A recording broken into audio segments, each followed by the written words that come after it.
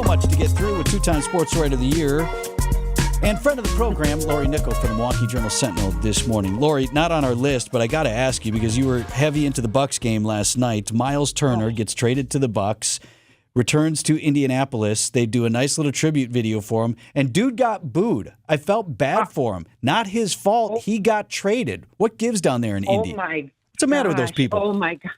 You know, and that goes back. I mean, there's layers to that, too. Remember when Halliburton's father got in Giannis' face back in and Giannis was like, this is all about respect and sportsmanship. You know, I have to ask if my mother is even allowed to come onto the court. So this rivalry now is just blown up. 2 years ago, Halliburton tried to tell me, this isn't a rivalry with the Bucks. Are you kidding? It's such a big rivalry now. And that booing from Indy fans, I cannot believe. I mean, that's not how – they're such basketball diehards. Shocking. Totally shocking. Yeah, I was thinking the same thing, Lori, because this is a guy that gave 10 seasons to that city, to that organization, and he didn't ask to be traded. It happened to turn out that way. And when you look at the knowledge and how Indiana basketball fans are, that is the equivalent, in case you don't know, that's like Bucks fans booing Chris Middleton when he came back to Milwaukee, correct?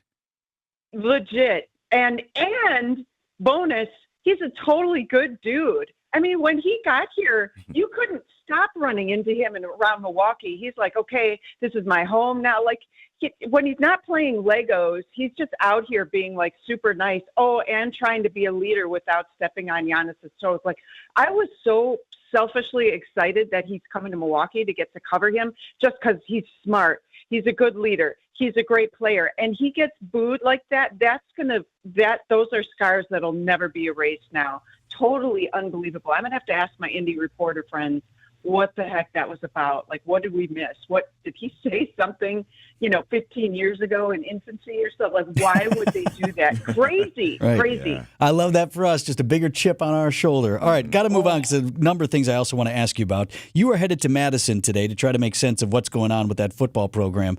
I mean, not for nothing. There was an article recently in the Milwaukee Journal-Sentinel about how it's costing Wisconsin a couple $1 million in alcohol sales because nobody's even going to the football games. Maybe you like football, maybe you don't, maybe you care, but this is hurting everybody. So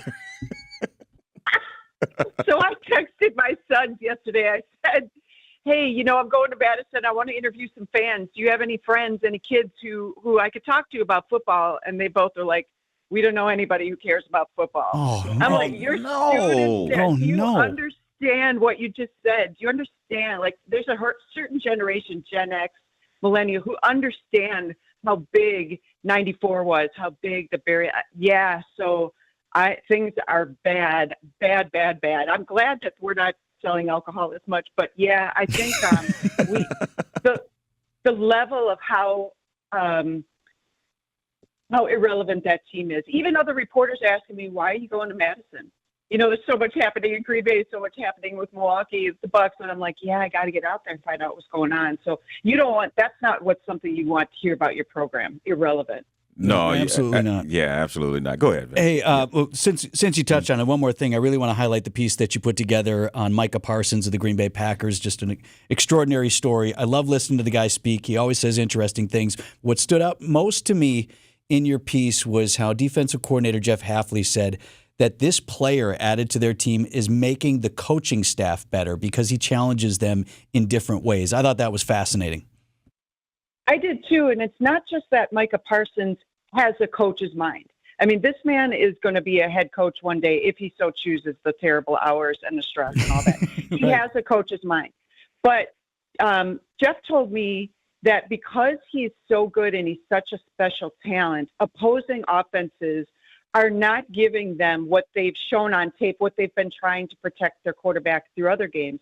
They have a Micah Parsons plan, which means in the first quarter, the second quarter, not only Parsons, not only the Packers defense, but the defensive coaches up in the booth have to read in real time what is being altered, what is being changed, how he's being double covered or daring to let him go one-on-one.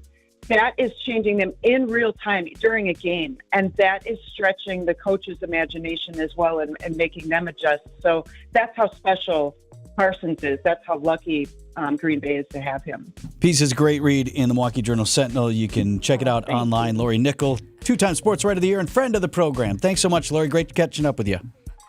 Yes, great, guys. Thank you. Coming up on 6:58 on Wisconsin's Morning News.